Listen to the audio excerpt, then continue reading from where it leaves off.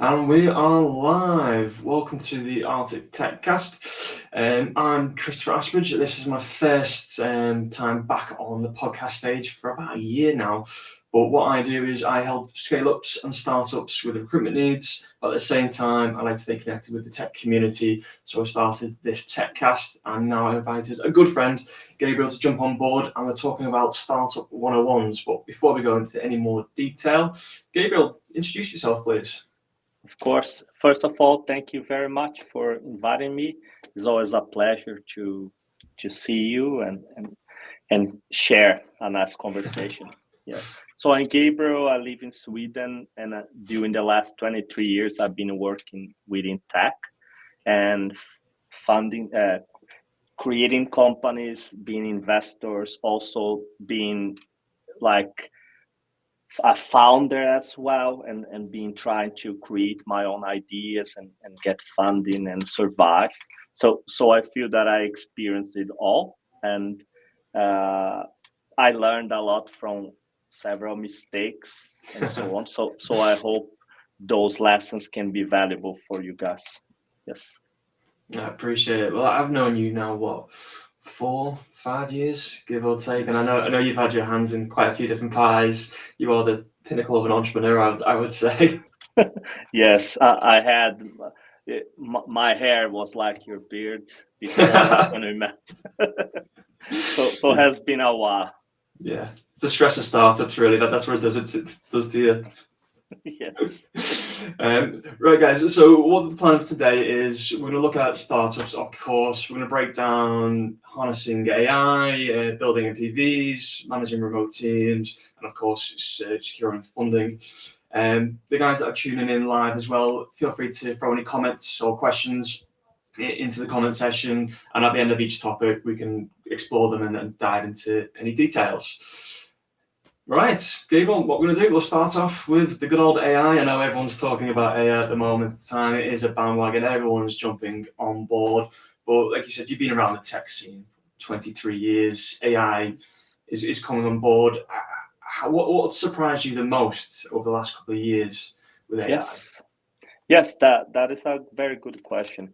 I remember the last time I've been working with machine learning and AI was like in 2006, and it was a lot of work, a lot of heavy lifting that you needed to do, and obscurity and things like that. So what surprised me is that something that was very like experimental became now is integrated everywhere, right? Your watch, your phone, and so on. So that part actually is impressive how has evolved literally. I believe like I see in the camera, in your doorbell, in your Yeah. computer, everywhere, right? I cannot see any product anymore without AI, and that is impressive. And what I can see is like how has been transformative. Like if you see when chat gpt came and image generations and all that, like how is impressive how many companies started creating tools, services, and and making it really push into the boundaries, right? Yeah. That is the idea. Yes. So I remember when ChatGPT was a big thing, everyone was speaking about it. I was a bit hesitant at first, but I thought, I'll give it a try. And my English is not the greatest. I always have spelling mistakes, but from my perspective, it is a great thing to use to just if you're typing up an email or doing any sort of professional thing. It's great just to formalize things and put things together. But in tech, there must be a lot of changes that you've seen within Yes. tech itself and development itself. Yes, absolutely. So what I see the most that is very positive, but of course, in my experience, my exists some tools and services that I'm not aware of.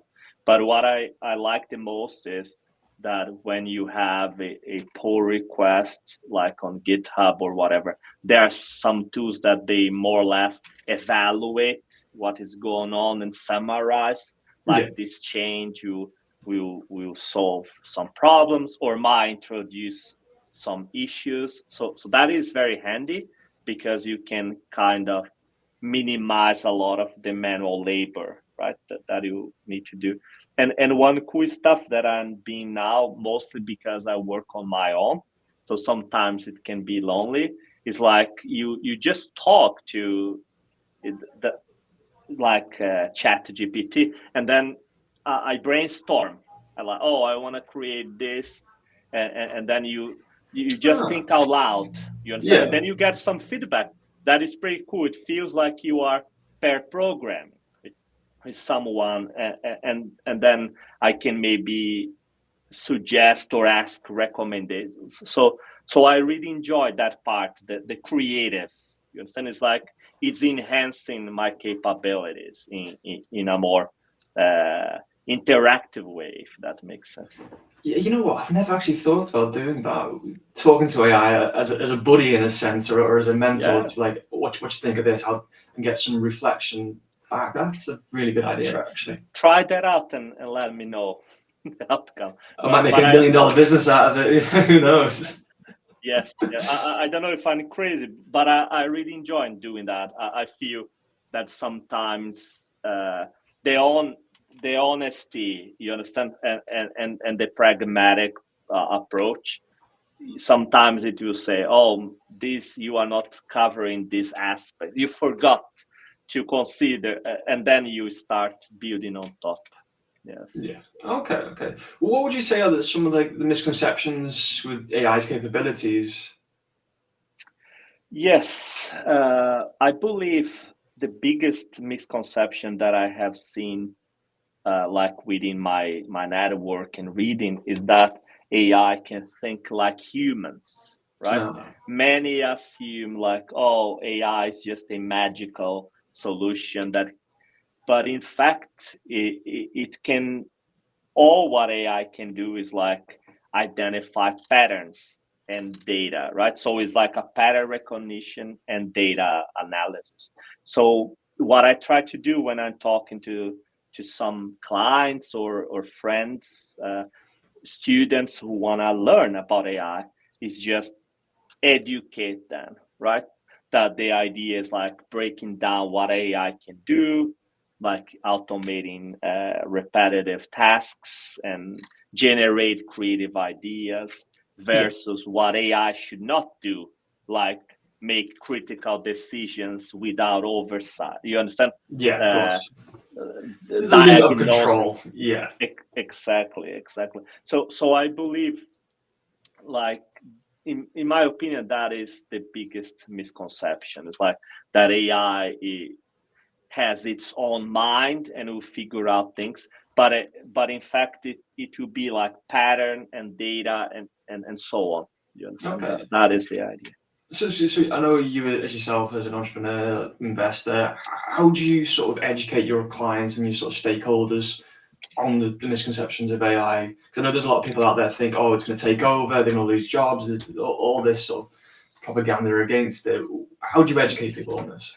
Yeah, I believe that losing jobs and so on, I feel that will happen for sure Yeah, because lots of tasks that we often do can be automated by yeah, using AI, right?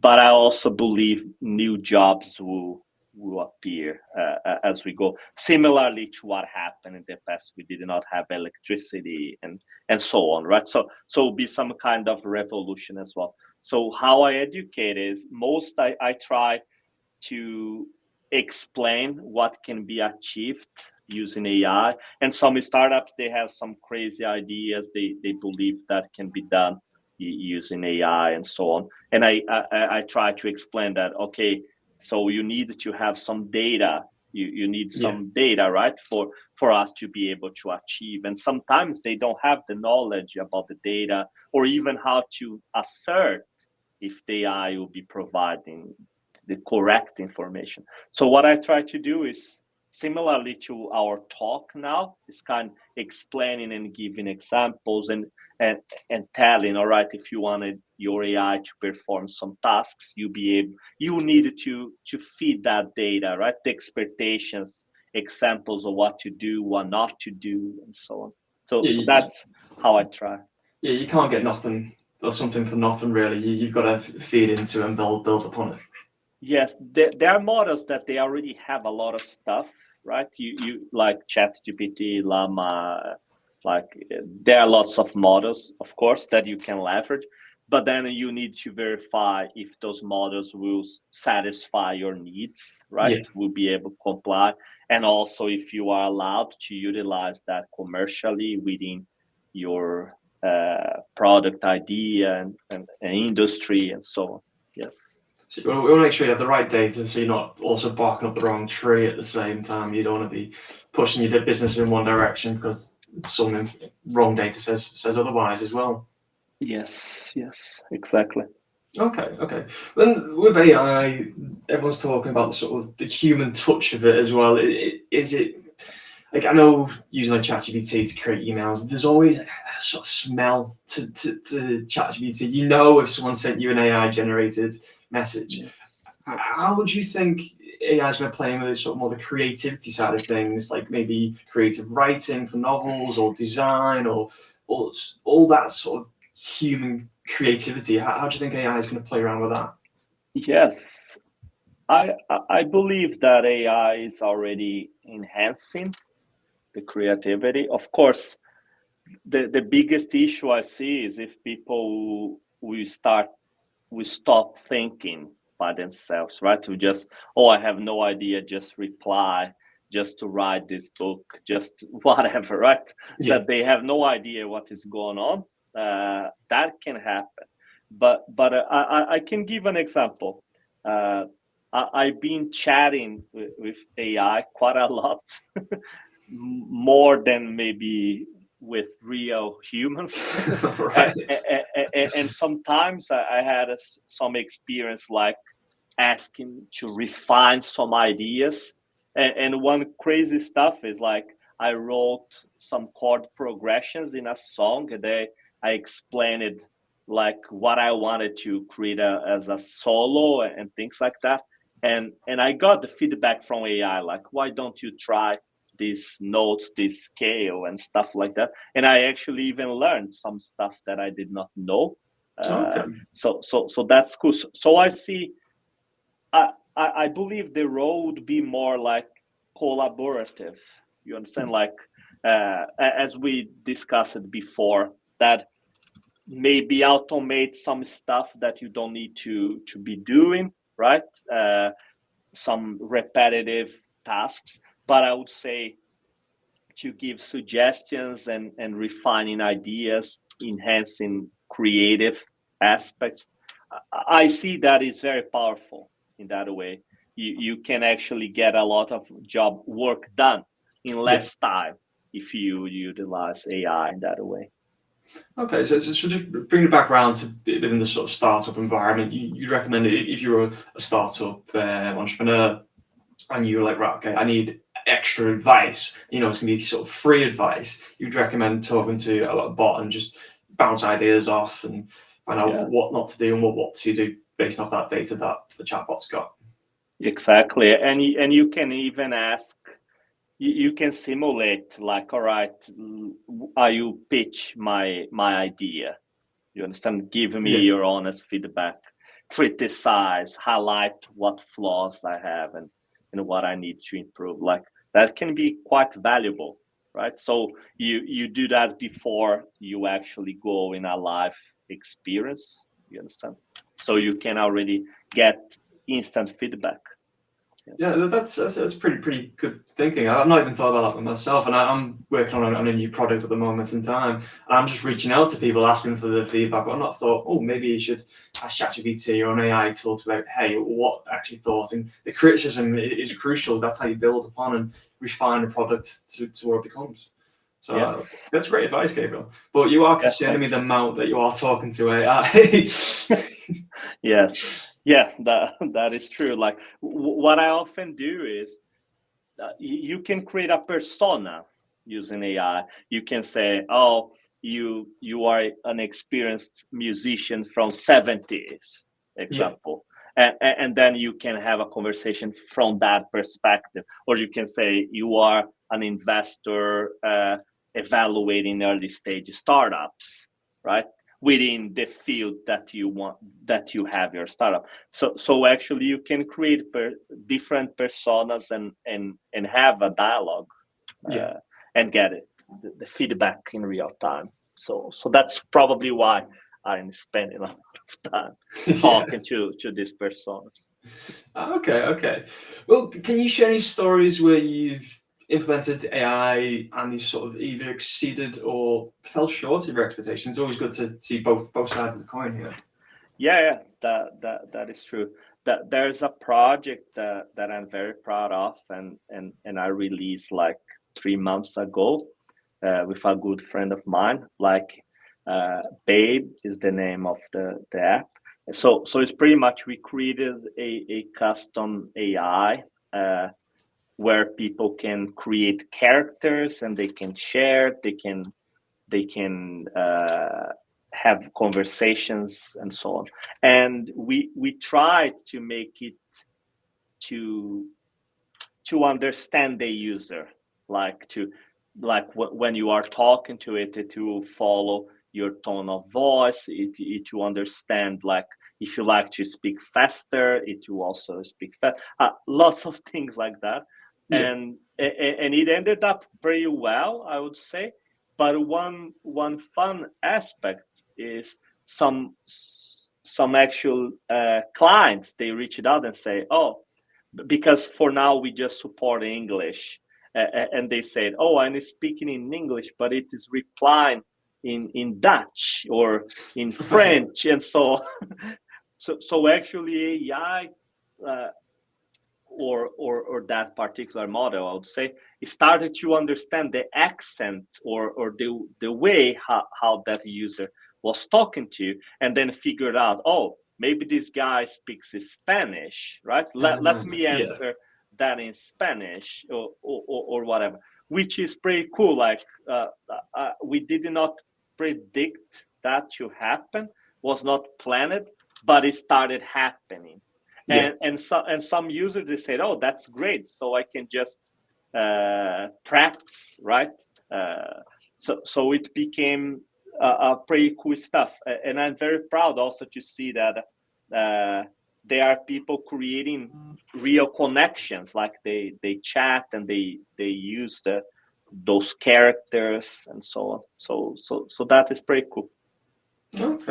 Okay.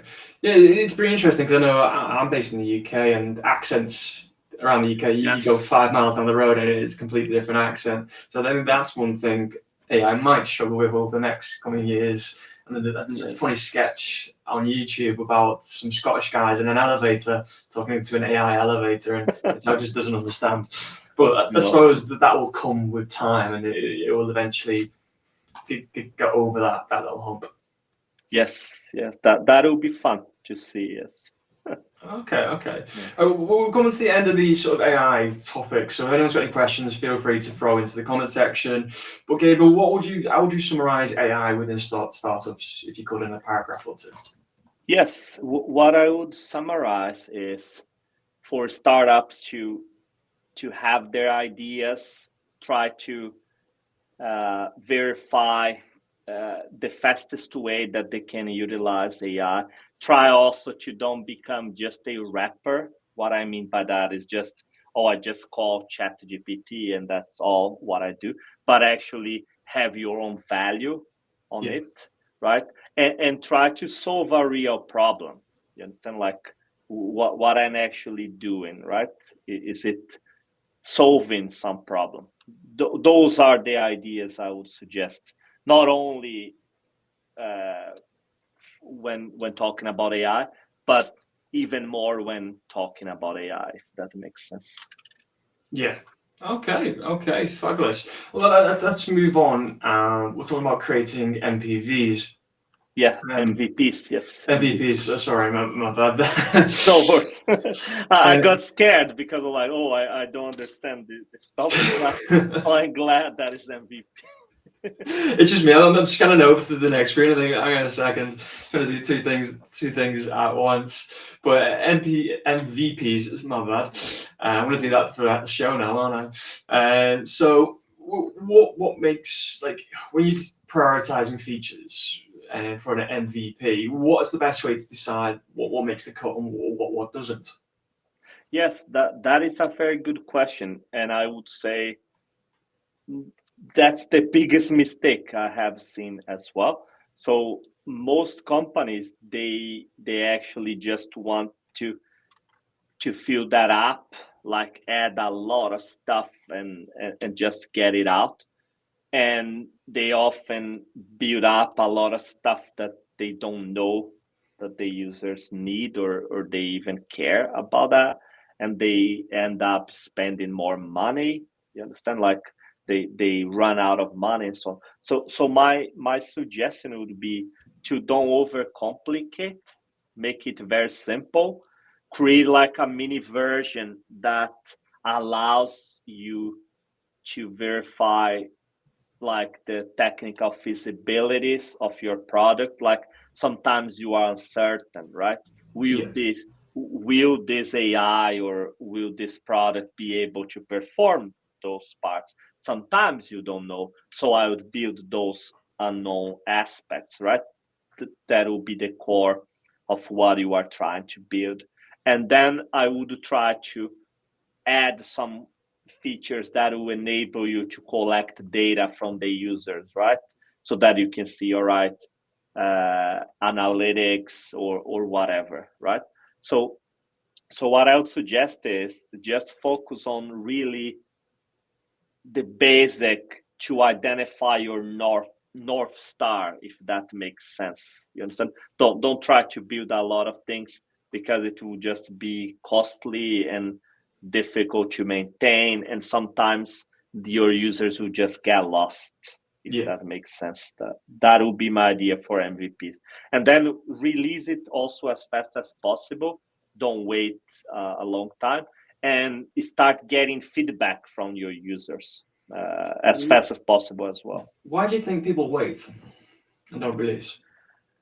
I don't have a good answer for that, but I believe maybe or because they want to release the perfect product, like Yeah, they have a vision and they want to build the perfect stuff, or maybe because they don't have experience building startups and releasing MVPs. I don't know actually. Might be several reasons why they do it, but that is a common mistake. You can even verify, like if we take Apple, the first iPhone, it was very simple, right? yeah, Very simple. Imagine if they would have waited until now to implement all these features, and then you get the idea. Like it's the same metaphor. Like release some core capabilities as fast as possible. Maybe you don't even need to start making money. You just want to see if people actually care about it, if they will bother to download and try it out, right?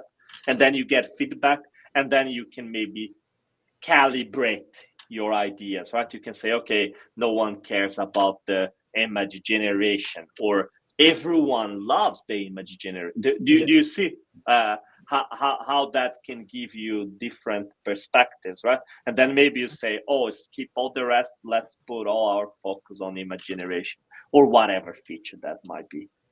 Does it make sense to you? Yeah, I suppose it's simpler is better, and it just to be faster. So I think, especially in the sort of startup environment, you want to be that agile company. You don't want to be sitting there trying to create the best of the best. Get something Oh, out there, see if it works. If it doesn't work, you've just wasted a lot of time, and a lot of money, yes. barking up the wrong tree, really. Exactly, exactly. And also you create some kind of emotional connection as well. At least I do. Like I Yeah, worked on some projects like, oh, I built that feature for 4 months and then we just drop it. We just delete. like you feel a little bit less motivated, right? You feel, oh, Yeah. should I even build that? Why? You understand? Yeah, even from my own experience, I've been around teams that have been working on a product for 11, 12 months, and they've just, a week or two before the release, they were like, no, we're going a different direction. And it's just like, whoa, why? But I suppose that's what happens in business sometimes. Yes, exactly. We just have just a question come through, and the question is, how can you track what customers like? As for that, the overlay. Just pop at the top there. That's a good question to go from. So thanks for sending that in. What are you thinking there, Gabriel? Yes, I believe that is a $1 million question.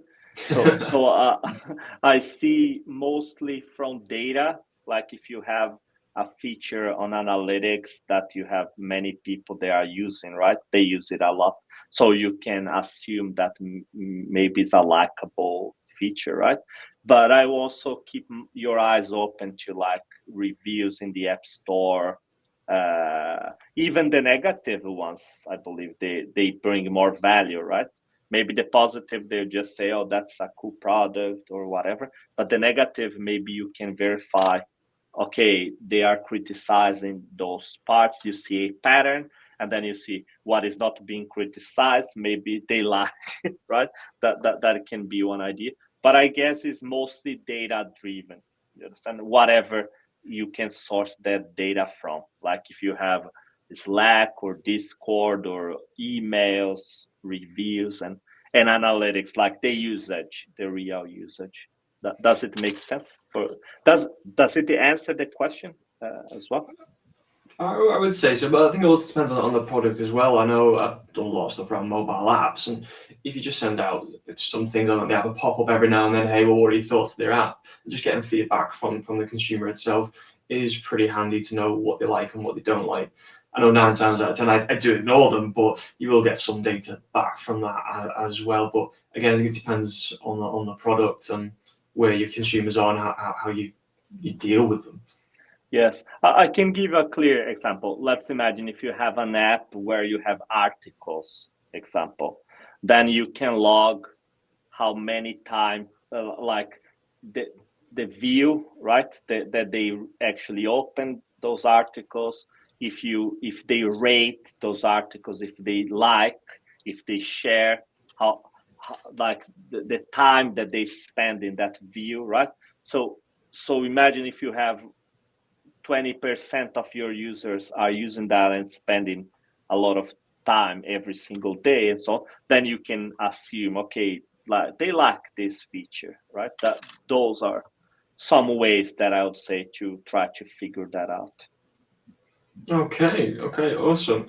Let's jump back on to the VPs. And there might be just a little bit delay between the live recording and being live on LinkedIn. I think there's about a minute delay. So if any more questions come through, I'll just let you know, Gabriel. Thank you. So with VPs, I need to say that very slowly, otherwise I will screw it up again. But what would you say are the top mistakes companies are doing when building MPVs? What are the mistakes would you say that what are they and how can you avoid them? I believe the mistakes are mostly what we spoke, like to try to do too much and waiting to release. So to summarize, would be verify like the minimum that you can to assert the technical feasibility, the risks, the unknown parts that you don't know if actually is even gonna work. Get it out as fast as possible, and also ways for you to collect data, right? Yeah. To see if the users are using, if they like or not. Maybe you want to add a button to ask the user and say, oh, do you like it, rate or whatever. So I would consider that. Get it out as fast as possible. Doesn't matter if it's perfect or not. And then you start receiving like feedback loop, and then you can make decisions and prioritize what should go next, and what you should maybe even remove. Like you don't need that anymore, right? Those would be the idea. Yes. Okay. So I know we're talking about stuff getting out there quite fast, but how do we balance the sort of speed and the quality of the product that we're Yes. creating? Which is obviously, I know everyone goes on small organizations, large organizations, everyone goes speed and quality. Everyone wants both. But how do you find that balance, Yes. especially when, say, you're in a startup environment where time and costs and the resources are limited? How do we find that equilibrium? Yes, that is a very, very tough question. So, but I will try to answer at the best of my skills. So, I believe that is more or less like this. Like if we need to release something really fast, so you need to be super focused. You need to say, okay, we want to add these features, analyze it very well before, and having experienced people, like they know how to build MVPs, that they understand the drill, if that makes sense. Because you have some engineers, they want to over engineer all stuff, they want to build things from scratch all the time, they want to kind of build a rocket, right? But you just need a motorcycle or whatever, right? But they already imagine we are gonna go to different planets. So you actually need to be focused on what you are delivering right now. But of course, you can build your code in a modular way. You don't need to just write whatever spaghetti code or so. You can write in a modular way that will be easier for you to kind of incrementally improve and add and tweak and so on. So what I would your question was how to balance, right? Yeah. So I believe to balance, I would do like this: have like a minimum idea of where do you want to go in the future, and a 100% of understanding of what you are building now. And then the engineers will figure out, okay, so later we'll need to have a payment, or we need to encrypt the data, whatever that might happen. So they can make some decisions at early stage that will not need to rewrite the whole project. You understand? I can give a clear example about Yeah, sure. localization. Sometimes some companies, they say we are going to release an app in Sweden, in Swedish, and so on. And then some developers, they can just add localizable content that is in Swedish. They can already pass a key of the language to the backend or whatever that receives the language, and maybe they just return Swedish for now. But later, when they say, now I want to go live in UK or Germany or whatever, that won't be a lot of trouble. You understand? It will be Yeah. easier. But if in the beginning they just say, oh, let's hard code all stuff, we don't care, we just copy and paste from somewhere, then that will be more job, you understand, to kind of implement that logic and so on. So I would find a balance within, but of course not planning too much ahead, if that makes sense, like in smaller increments. That is what I would say. Yes. Yeah, keep the goals quite small, keep the goalposts quite small as well, and just keep pushing and edging forward in a sense. Yes, exactly. But it's very important to have experienced developers within MVPs, like guys that they know and girls like they know how to get MVPs out as fast as possible.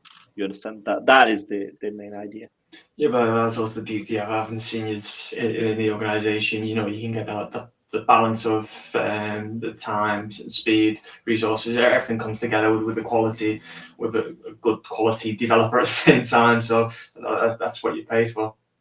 Yes, yes. Okay. So how would you know then when your MVP is ready to evolve to a more of a fully featured product? How do you distinguish between the two, and when do you push further? Yes, I believe will be mostly like you see the adoption and user feedback. So let's imagine we release an app and no one is using, no one gives a crap about that. and so on, then it will be very hard, right? So you need to promote a little bit to get some, not feedback just from your family and your friends, because that will always be positive feedback, but you need yes, but you need real feedback, that people, they might say, oh, it's very good, but it's missing this, or it sucks, it's very slow, or whatever, right?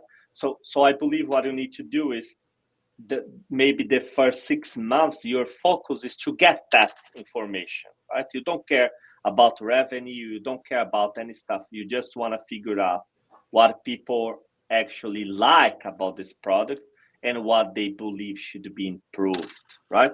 So once you receive that information, and then you kind adjust. So let's say you remove what they don't like, you solve, and then you add what they mean, what they wanted, sorry. And then you can see engagement level. You can see, okay, now people are using more, they care, the reviews, and you understand. And then the data will end up telling you, like, if you see your metrics, they all be positive, they are increasing, right? And then you feel, oh, we found the good sweet spot. And then you can evolve. Then maybe you can start polishing those features, right? You can make it more complex and so on. That will be the idea. Yeah, I think it goes back to like understanding what customers and consumers they enjoy and they like about the feature. Then it adds on from that, and you build on top of that. Exactly. Well, and then we're talking a lot of positive stuff, and everything's never always positive. You always gonna have some negative thrown into the mix. Can you tell me a time where it went wrong for you, and especially you pushing out new features or whatever else, where it just went catastrophically wrong? How do you get over it? Yeah, I had lots of experience like that, but I will pick one. So without giving names to companies or teams, but appreciate that. yeah, but I worked once on an MVP was like 1.5 years working on that, like long time, and pretty much the team, they assumed that they were right. It was like everyone will love this and so on, but it was pretty much biased. Like they imagined that it was easy to use. They imagined that was bringing value, and then once it was released, it failed to get traction. You understand? Because it was solving problems that no one really would even care about. What was pretty much it. And then when they started getting feedback, users said, oh, even if it will be for free, I don't need this stuff.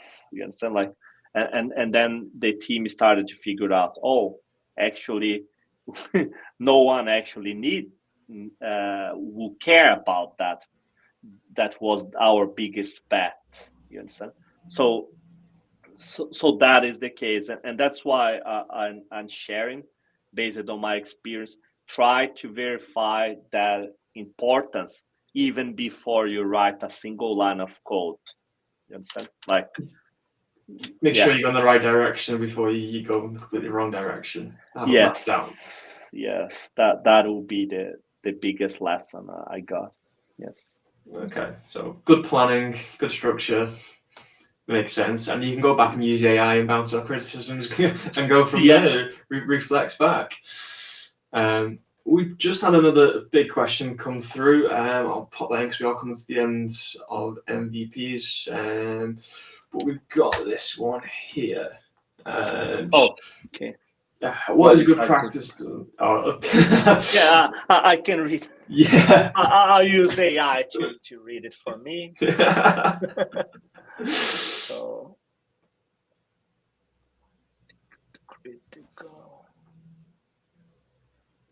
It's a good question, actually. When you look back on it. Yeah. Just for the audience that might not be watching the video, the question is, what is a good practice to understand some idea? If it doesn't matter if an entire project or feature on an existing project is in the direction to go.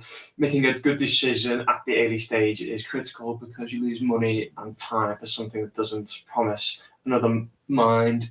Some ideas are too big to achieve, so the number of precise ideas is limited. So trying to understand what is the best way to get around this. Gabriel, Yes. I'll let you Yeah, take over from now. I will try to answer that one. So let's say if you have a huge idea, like let's imagine that is a massive idea that you need several years and a lot of money and so on. So what I would try to do is try to break that into smaller chunks, right? Maybe, okay, what is the core? Okay, so this is what I can do first, and then if that will be good, I can kind of move forward. So that would be the first step. If the idea is huge, I would try to break into smaller ideas that the sum of those smaller ideas will represent your initial big idea. That will be the case. And then now let's stick. If you have the small idea now, even if it's a fragment of the main idea, then I would start and saying, okay, let's maybe ask for feedback. You understand? Maybe go to ChatGPT or real people forums where you can talk. Maybe research. There are tools out there or solutions out there that do what I'm looking for. And if so, how are they doing? You understand? Do they have many users? Read their reviews on the App Store, because then sometimes you can even figure it out. Like if you see, oh, they have 50,000 reviews in the App Store, right? In 1 year, so you see that it's highly popular, and if people they like and what they don't like. So what I would try to do is try to verify. I always have a group of not just friends, but also people that I worked with, like maybe designers, developers, or whatever. I have a group of people that I know they are honest as well. They criticize. They will share their feedback. So what I try to do, I also try to get some feedback before I say, look, I have this idea. Like get some information and start verifying, and then once you make a decision, you feel, okay, this will be good, I would try to maybe create a small prototype and get it out for some users. You understand? That is one mistake I did not do the previous times, but I can see some companies are doing is they create like a beta tester audience, like 100 people or whatever, and then they release for those guys the prototype. It doesn't have to work 100%, doesn't have to be expensive to build, and then you start getting feedback. You see usage and you get feedback, and then you can decide if it's a good idea to move forward or not, and so on.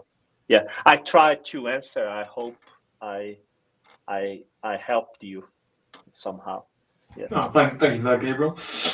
Just conscious of the time, I don't want to be taking up too much of everyone's time here, but we'll move on to the next sort of topic, which is remote teams. I know this has been in the news quite a lot recently, with Amazon saying people are going back to the office 5 days a week. And there's a big controversy. It's like, is it a good thing? Is it a bad thing? But within the sort of startup environment, it's always good to feel everyone out on this. And from my perspective, I'm finding a lot of companies are saying, hey, we don't want to be doing this, especially in the startup environment where they're trying to attract talent, trying to retain talent as well. So I find remote teams are very much a big thing. But Gabriel, you're the expert here. So you've been a manager, a leader for many years now, and even before the pandemic, what was your thoughts on sort of remote teams before the pandemic and where it was a bit, and now. a bit different, and then now? Yes. In my opinion, I feel that what lacks in order for that to work, you need to have clarity. Yeah. Clear goals, clear responsibilities, clear expectations. Like some companies, they say that they are very flexible and so on, but there are many unwritten rules, right? That the employees, the team members, they start figuring that out as they go. So I would prefer to just clarify all that and say, hey, you can go, but we want you to be at the office, right? Or you can say it doesn't matter if you work from home or not. But we want you to be engaged. We want you to be part of the team, right? Or things like that. You understand? But I believe what is very necessary is not only to track progress, but also to see if the team is connected, if the employee is also self-motivated. You understand? Like if can manage the tasks, if you raise concerns, if you raise problems, because some problems that I faced during the pandemic and so on is that some people they cannot perform when they are on their own, right? They will delay all the deadlines and they won't tell anyone. They need more micromanagement, and maybe that is not what the company wants. So I believe also should have alignment in clear expectations, and also for the professional to do your part. You understand? That's the idea. Okay, you are working from home, so really do your job. You understand? Raise concerns if you don't know, if you are lost, if you have difficulties, bring that up. So sounds easier, but I don't know why some companies and some professionals fail in that aspect. But I believe it's just clarity, if that makes sense. Mutual clarity and expectations. So if you were a founder, you obviously growing your tech team, you would make sure that the clarity and everything's aligned in the interview process. So this is our expectations. This is what we expect to live up to, and this is how we follow suit with it. But for example, say if you found your unicorn quotation marks, the developer, and they did need that bit of micromanagement or holding. How do you do that without being that micromanager at the same time? Like, how do you get that balance? Yes, what I try is to just clarify all that before I clarify, and then as we go, we'll have some regular check-ins. You understand? Where you can acknowledge the good and the not so good parts. Maybe you can say, very good, you are delivering all this stuff on time, you are engaging with the team, and so on. You acknowledge, so the person will also understand the aspects that are good, and maybe you should also explain what can be improved. I would remove the maybe. I'll say you should recommend what should be improved, and in a constructive way, of course. And then you can go back to that initial part where you said, look, our expectations and what we all agreed initially was to do this way, but you are performing in this way. Can maybe you explain why? Like, is there a particular reason? Maybe you can also learn something and adjust your procedure to become better. Or maybe the person who just figured out that, was just a misalignment. You understand? We did not know about that. We did not understand about that. Because sometimes, and it did happen even with me, sometimes companies or managers, they don't clarify all the expectations. Like they just say, okay, you do your job, you do A, B, C, and that's it. But there are lots of factors that might happen. Like what happens if this, if someone gets sick? What happens if this and this? Lots of things will happen, right? And then people improvise because that is normal if they don't have micromanagement. And then when that we improvise, you might have conflicts. You say, but that was not what was expected. So it goes like in a loop, if that makes sense. You know, so like you clarify the expectations, you clarify how it should be done, and then you have some check-ins, and you can provide feedback. I guess that way both will grow in a positive way. Yeah, I think it's more of just making sure that they're on course, but nudging them just a little bit every now and then to make sure that they are staying on course and they're going in the right direction. Because if they do a full U-turn, turn around, that's when you do have a big issue, and that becomes a little bit more difficult. Yes, because every company and every team will be different, right? It's the same as a tool. You cannot use a hammer for all the jobs, right? You can try. You can try, yeah, but sometimes it won't work. Yeah, and that is the same way. Like in a band, you need to say, now we play in this key, and so on, right? And then everyone will be on the same page. That is the idea. Okay. Just another question. We'll throw this one into the mix. I'll throw over the bottom here. So, if I want to find a developer with such exemplary professional and self-management, it is very hard, unfortunately. Trust me, as a recruiter, I know. How do we train those who are not super professional or not so super professionals? Yeah, I agree. It's super hard to do that, but you can definitely train. You can definitely. I believe the main idea is to put the rules on the table. You understand? Like, be very clear and say, "Hey, Gabriel, I expect you to have hair," and or whatever. Like, clarify the expectations, right? Or it's okay to arrive late if you compensated late, or whatever. It's okay to miss the deadline if you come and tell us before, so that we can plan. Like, you understand, like, clarify all those, and also ask the person, like, can you comply with those rules? Like, is there any rule that you want to change? You understand, like, to become some kind of commitment, mutual commitment, right? And then as things will progress, the check-in and the conversations, you can tweak. You can say, "Hey, Gabriel, I see there's no hair growing," right? Like, so what are you doing about that aspect? And I say, "Oh, sorry, but that will never happen," right? I cannot achieve. And then you need just to calibrate as you go. You understand? What I saw is that some super professionals, if there's no alignment, that will also fail. You understand? But some people without experience, or even, bless you there, Chris. Thank you. Sorry, I needed myself.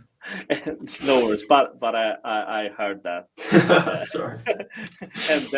and then some people, even when they are not super professionals or experienced, if you are clear, they can learn. You understand? Like, if you keep that approach. But of course, it will require mutual effort. Don't imagine that to be a plug and play and move on. You need to invest time and maybe training and stuff like that, but it can pay off well. Yes. From my experience on this as well, like, I've put people in dev teams that were just roll up for like leader or like a team lead or something like that. I mean, they've never done it before. I think it's good to understand the person as well. What are their motives? What do they want to achieve? And maybe you could sort of angle in a way where give them some responsibility, and maybe that enhances their sort of self-management skills and their professionalism, and that will grow eventually through them. Like, if they're a team lead, know they're responsible for people and they're enjoying it, then the level of professional that will then naturally occur there as well. And so it's sort of training but not training at the same time. Give them some responsibility if they wanted that, and hope and just see what they do, but obviously keep a hand on it where you can take control if it was going the complete opposite direction. But that's just from my perspective. Yeah, and always giving a positive feedback when you find the issues. Yes, that's the idea. You just bring that up. Yes, I think I see a question. Yeah. Oh, sorry. So I think a common trait we're seeing in this sort of podcast is criticism and just getting feedback really is crucial within any business, but especially in the sort of startup environment. You're managing teams, you want to have some form of criticism there, so then you can grow. I think it's the same with your employees. You don't want to criticize them too much, of course, otherwise they just get annoyed, but be constructive, make them grow with you and the organization. We've got quite a few questions popping in here. Go for the next one here. Do we consider this here as well as paired programming? As we discussed before, I need a good mindset for my MVP. And for example, modularity programming, I don't want to build a rocket, etc. Yes, I believe pair programming, having reviews together, or maybe even having the new developer to just shadow you. You understand? Like I worked on a project where I was working remotely and we had a new developer. I just said, okay, we'll be working 8 hours together. So we talk on the Google Meet or whatever, Discord, and then I will share my screen and we work together. And then I was just saying, okay, I'll grab this task from the board. I'll see the priority. I'll see some pull requests. You understand? Like I started just showing how I was working. Okay, now I have a meeting. I will be prepared for that meeting to arrive on time. Like giving examples, not just writing what you expect, but actually showing, not only telling, right? And it worked pretty well. Like the guy learned, started developing and doing things, and then when I was reviewing, I gave some feedback, and now I barely see any mistake. You understand? I don't know. Like, of course, you do some small points here and there, and then I improve my communication. Right? I say, okay, this part is not working, and then you also need to blame yourself. You understand? It's also your fault if you are not clear enough, if you don't explain things the way that the person will understand. Yeah, that's the idea. But pair programming is a very good way as well. Okay. What we'll do, we'll go back to some questions in a second. We'll go back to remote teams and we'll finish off some questions. So back onto the topic of remote teams. Culture is a big thing that everyone speaks about. How do we maintain culture? Yes. And especially when people are fully remote. Like I know going into the office, it was great. You had the water cooler talk, you got for meals and so on and so forth. How do you sort of take on the challenges of a remote team, and how do you address them? Yes. And that is the part I believe is the most important. So I believe when you assigning a buddy can be a good idea, like someone who already knows the drill and knows the team and how to get stuff done. So that person would kind of spend some more time in the beginning and introduce in a proactive way, not in a passive way that you sit there, wait for to answer whatever question, but in a proactive way that you say, hey, have you created your account? Let's do that together. Or maybe have you been assigned to a task? Things like that will help get that person into a flow, right? But I also believe some companies they miss is like the personal connection. So I believe you should have like virtual chats and celebrations as well. Like, okay, we achieved this stuff. Let's celebrate and have like a Discord or Slack, host some games and so on. Like I remember I had an experience where in a team it was not working well, and it started to have some friction there, and then we just started having some meetings where people were talking about stuff that was not related to work, right? And then some guys started saying, oh, I have people and the family, they are sick, or I have problems with kids and so on. And then you start to to care about in a human level, and then you Yeah. understand, oh, so I can understand why maybe that guy is very stressed, right? Maybe why is late, or what can I do to help? Do you understand? And the whole process, the team, and the whole procedure for that team composition improved. You understand? So I believe actually those are very important factors that sometimes get neglected because you just see, oh, they are working remotely, so you just care about the outcome, right? Yeah, you lose that personal touch, really. Yes, exactly. From my experience with remote teams, I find that the best thing especially in Sweden, you have fikas, and Yes. that's a great way. You can do it face to face, or you can do it online, where you just get the team together. There's no agenda. You can just don't talk. All the agenda is don't talk about work. And sit down, have a cup of tea or a coffee, and just talk about personal stuff. Talk about your weekend, whatever it is, and you can build that relationship and connection with people. And it's dead easy to do. It only takes us 15, 30 minutes, something like that, once a week, just to everyone to chill out, sit down. You can take the mind off work, get to know the peers a little bit more, Yes. and crack on. I think it's a great tool to use. It's a great use of time. Exactly. I totally agree. That is a good investment in the team. Yes. Yeah. How would you say is the best way to then build trust within sort of team, especially when it's new team members and they're all fully remote? How do you get to that point of trust? I believe the trust will be if you create like the psychological safety for the team, explain that is all right also to fail, right? Don't be like a guillotine approach, right? That you Yeah. do a mistake and so on, but you can actually clarify those parts are right, and you actually, when something happens as a leader, is also your responsibility. You understand? Like most of my time leading teams, when something did not work, I went on reflecting, what did I do wrong? You understand?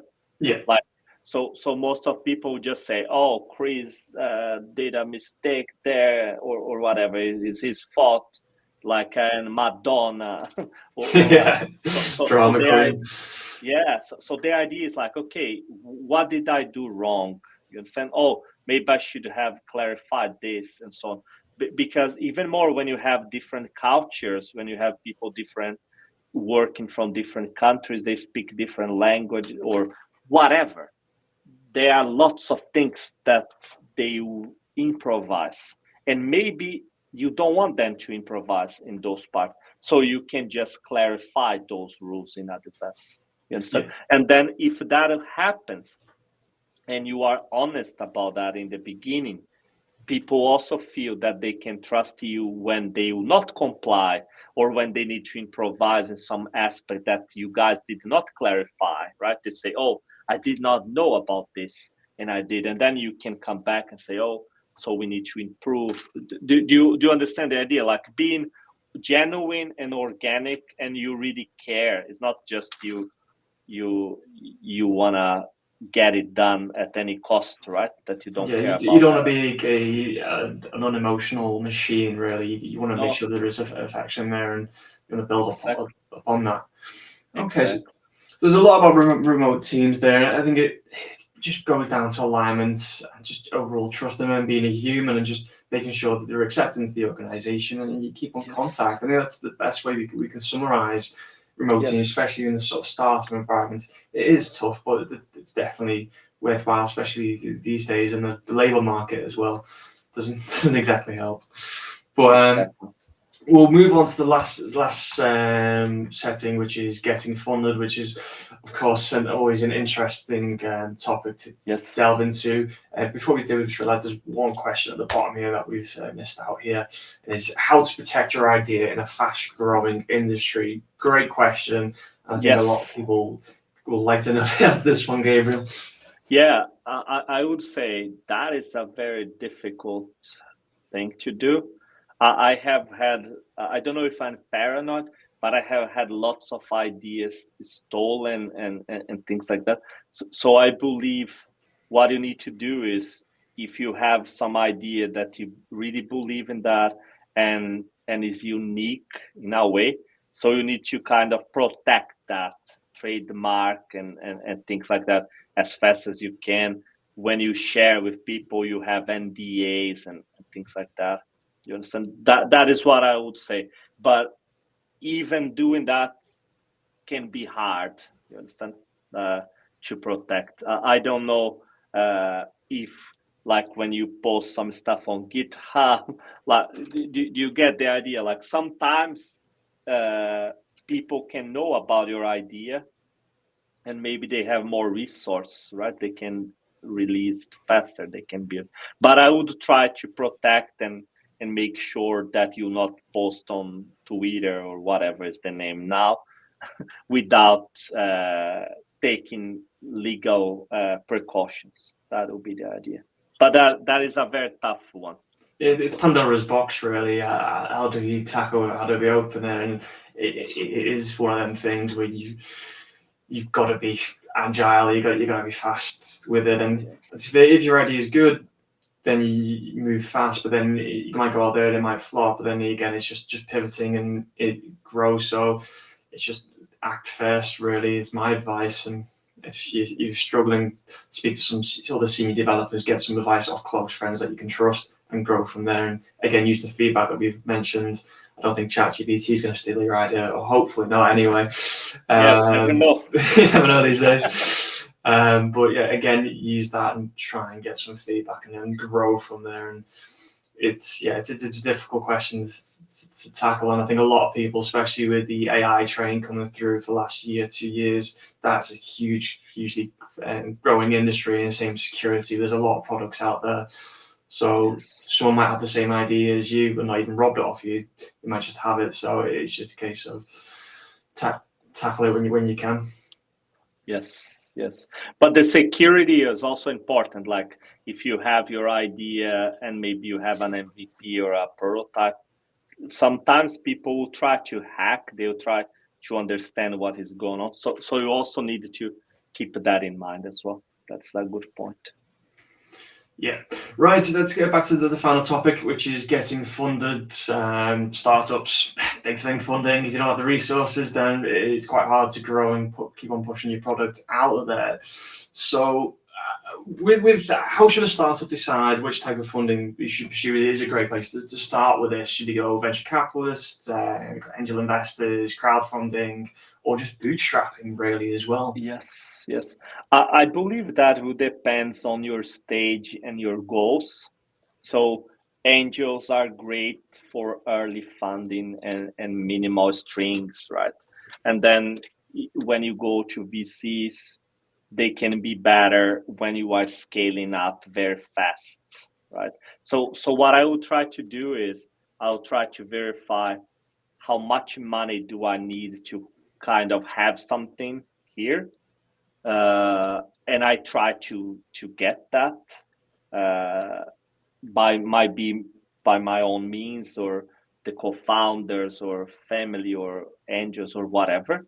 And then once I have a product, like something that I can build forward, then you can go to different levels. You understand? That is what I would suggest, because I have done some mistakes of raising money in the beginning, and then I ended up giving away a lot of the equity. So I became like an employee in my own company, and it ended up becoming successful. But then I lost. I did not earn the money that I supposed to if I would have done the other way. So I would always verify where you are. You understand? Try to make it as minimum as possible for you to don't need a lot of money in the beginning, and then you go step by step. That would be the idea. At higher valuations, if that makes sense. Yeah, you want to make sure you keep the equity to yourself, because most people are in this to sell later down the line, where you want to make sure you got a piece of the pie out that's substantial for yourself. So it's a quite hard thing to balance. Yes. Well, what would you say are the biggest misconceptions for founders about securing funding? I believe that some they believe that is just the pitch deck and how many they will go, and how to execute. But I believe that the main idea is try to try to see from the different perspective. Like if you say, oh, would I invest in my startup? You understand what are the risks here? Like, do I understand my competition? Do I understand my customers? Do you see the idea? Like, see from uh, see from their side, and do like this, make this reflection your own, and then you try to tackle those issues, right? If you say, oh, I don't understand my users, so start understanding your users. Oh, I don't understand my competitors, so start understanding your competitors. You understand? Yeah. Be realistic and say, do I have what it takes? Like, can I execute, or do I need more people? Is there a knowledge gap here, and so on?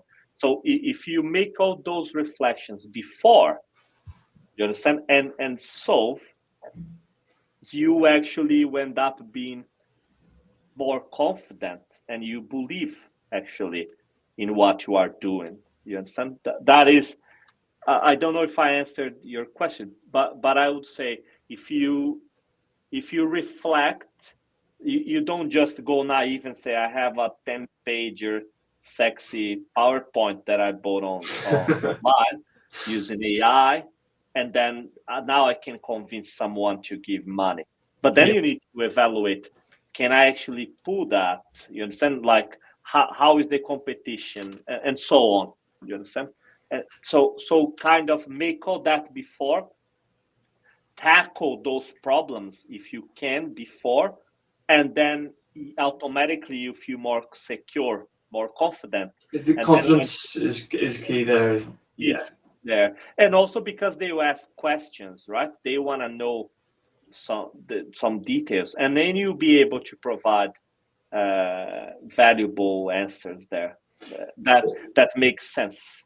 Exactly. You don't want to be under fire by investors and you don't know the answers, because if you don't know the answers, you've lost Yeah. credibility, they've lost confidence in you and your idea. And that's when you start seeing things fall apart, and that's when you don't get Yes. investments. And you And need to make, irresponsibility as well, right? yeah, exactly. You've got to make sure this is your product. You need to understand the ins and outs, be prepared to be critiqued on it, but have the answers and make sure you can challenge them answers with a reasonable response and have hard data. I know that this is one thing that I'm working on at the moment in time, is creating a new product to send out to startup scale ups. And I'm talking to a lot of different people, getting feedback, and they're ripping me apart, which is great. I'm loving it. I'm thinking, this is what I need, because the last thing I want to do is go in front of someone that could be a potential client. They rip me apart. I look like an idiot, and everything's just been a waste of time. You've got to make sure that you're confident in what you're saying, and you can back it up with your data, and you can be just generally confident about what you say. If you're sitting there going, ooh, it's just not going to work for you. Exactly. That's my And little rant. yeah, and maybe during this process, you might even figure out that that idea is not good, and then maybe you need to improve. You understand? That's the case. Yeah, exactly. Stay on this sort of topic. Like, how do you, as a sort of a founder, an early stage founder, how would you say what's the best way to handle rejection from an investor? I would say you should already assume that you'll be rejected in a way, right? And don't take it personally. So that's the idea. Like, no one might like your idea, or you get your idea, and so on. So what I would try to do is, don't take it personally. Don't feel, if you really believe in what you are doing, like in the first step that we said, you evaluated, you see the competitor, you see the feedback from the user, and you feel inside your heart, oh shit, I love this, I can pull this, and that will be a success. Then whatever people are telling, or is because they don't get it, or you are not clear enough to explain, right? Yeah. So don't take it in a personal level. I would say, just but try to get the feedback. Like, okay, so why not? Can you tell me, right? And then you can start improving in the long run. You understand? That is the idea that I would suggest. And maybe also some mistakes that I have made that I would encourage is, even sometimes you don't get, you also should reject the investors. You understand Oh. as well, because sometimes I had investors that ended up being negative because they ended up owning a big part of the company, but they had conflicting ideas. You understand? So I believe should be complementary. Who would be from the longer run? Do you see the idea? Yeah. So it's not that you need some money to get the idea, and whoever will give it is good. It is a mutual evaluation, in my opinion.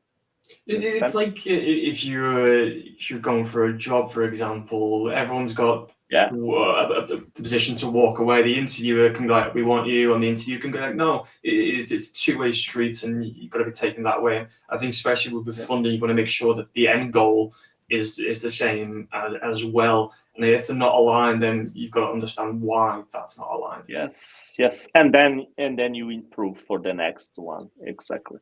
Yeah, but there's plenty. You get rejected, it's okay. Look at some of the most successful companies. Think Airbnb, Uber. They had plenty of investors Yeah, at the start that of rejected the course. idea and said this is not going to work. It's never going to work. I think Netflix was the same as well. There's quite a few success Yes, stories that went reject with angels or VCs just went, no, we're not touching it. Look at them now. But obviously they're very few and far between. But cases like this have happened.